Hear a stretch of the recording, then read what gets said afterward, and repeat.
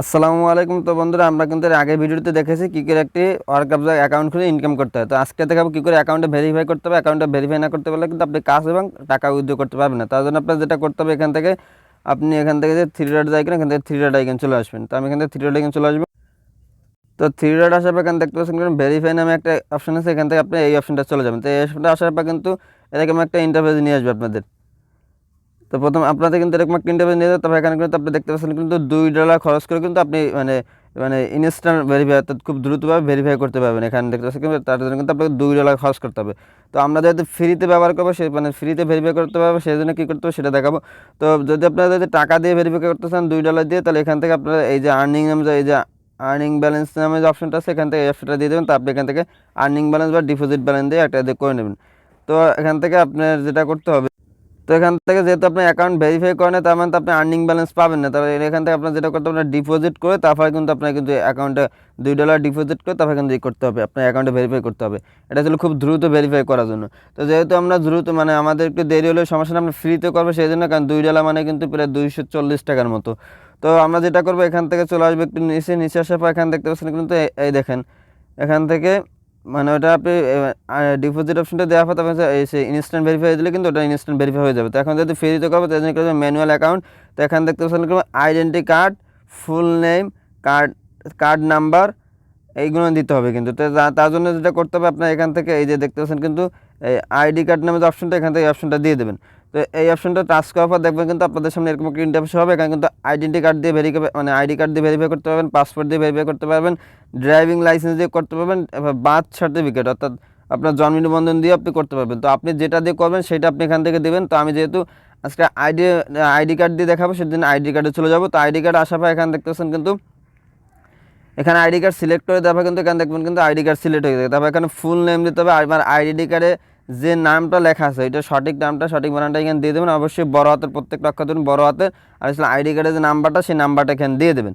তো এখানে প্রত্যেকটা নামটা বড় হাতের দেবেন। আর আপনার জন্ম নিবন্ধন সেই নামটা যেরকম দেওয়া আছে সেরকমভাবে দেবেন। প্রত্যেকটা কিন্তু ঠিক মতো দেবেন, কোনো কিছু ভুল দেবে না।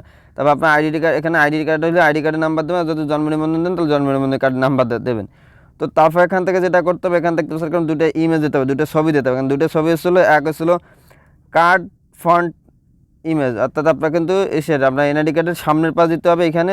তার জন্য এখানে টাচ করলে কিন্তু আপনার গ্যালারিতে নিয়ে যাবে। গ্যালারিতে নিয়ে যাবে কিন্তু আপনি এখান থেকে আপনার ছবিটা তুলে রাখবেন আগে থেকে। এখান থেকে আপনি চাইলে এখান থেকে ম্যানুয়ালভাবে ছবি তুলতে পারবেন।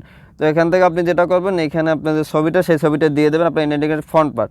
তারপর এখান থেকে your real image in ID card, এখানে যেটা করতে হবে, আপনার একটা আইডি কার্ড আপনার হাতে ছবি নিয়ে, অর্থাৎ হাতে ছবি নিয়ে আইডি কার্ডের সামনে পাশে আপনার হাতে নিয়ে আপনি সরাসরি এসেছিলো ফেস সহ একটা ছবি দিতে হবে, যে আপনি এটা রিয়েল মানুষ, আপনার এটা রিয়েল আইডি, সেইটা দিতে হবে।